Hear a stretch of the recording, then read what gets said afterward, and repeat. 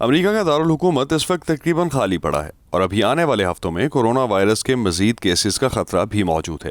ان پیشگوئیوں کے باوجود امریکی سینیٹرز مارچ کے وسط کے بعد پہلی بار کیپٹل ہل پر کام کرنے کے لیے واپس آئے ہیں۔ وہ ایک نئے ماحول میں خود کو ڈھالتے ہوئے امریکی انٹیلیجنس کے ادارے کی سربراہی کے لیے صدر ٹرمپ کے نامزد امیدوار کی منظوری پر کام کریں گے۔ نامزد امیدوار نے قانون سازوں کو بتایا کہ ان کی اولین ترجیح کورونا وائرس کے نقطۂ آغاز کا پتہ لگانا ہوگا۔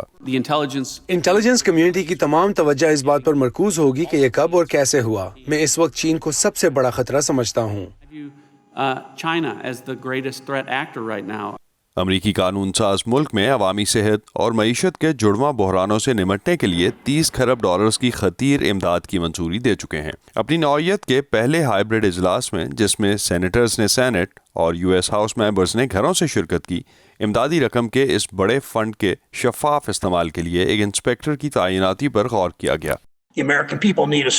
امریکیوں کو ایک مضبوط محتسب چاہیے جو اس ایکٹ کے تحت ٹیکس دہندگان کے 500 ارب ڈالرز اور فیڈرل ریزرو کی طرف سے 40 کھرب ڈالرز کے قرضے کے مستحق مزدوروں، کمیونٹیز اور کاروباروں کی سپورٹ کے لیے استعمال کو یقینی بنائے۔ سینیٹر شیرڈ براؤن بہت سے ڈیموکریٹک سینیٹرز میں سے ایک ہیں جو کہتے ہیں کہ ریپبلکن قیادت ٹرمپ کے نامزد امیدواروں کی تصدیق کے لیے جمع ہو کر اپنی حفاظت کو خطرے میں ڈال رہی ہے۔ ان کا کہنا تھا کہ قانون سازوں کو کورونا وائرس سے نمٹنے کے لیے مزید اقدامات کرنے کی ضرورت ہے۔ جہاں دنیا میں جنوبی کوریا اور کینیڈا جیسے ممالک میں سخت ٹیسٹنگ سے اس وائرس پر قابو پایا جا رہا ہے، امریکہ ایک عالمی سپر پاور ہونے کے باوجود اس دوڑ میں بہت پیچھے ہے۔ مشکلات کا شکار امریکی معیشت کو سنبھالا دینے کے لیے امدادی پیکج کے اگلے راؤنڈ کے لیے مذاکرات پہلے سے ہی سیاسی تناؤ کا شکار ہو چکے ہیں۔ اگر بائیں بازو کی سیاسی قوتیں اس قومی بحران کو اپنے دیرینہ مقاصد کے حصول کے لیے استعمال کرنے کی کوشش کریں گی تو یہ انتہائی برا ہوگا۔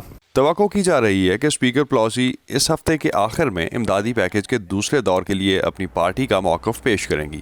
ڈیموکریٹس کی اکثریت والا امریکی ایوان تب سے گھروں سے کام کر رہا ہے جب سے ان کی قیادت کی جانب سے کہا گیا ہے کہ خطے میں کورونا وائرس کی صورتحال ابھی بھی غیر محفوظ ہے۔ کیتھرین جپسن کے ساتھ اسد اللہ خالد، وائس آف امریکہ۔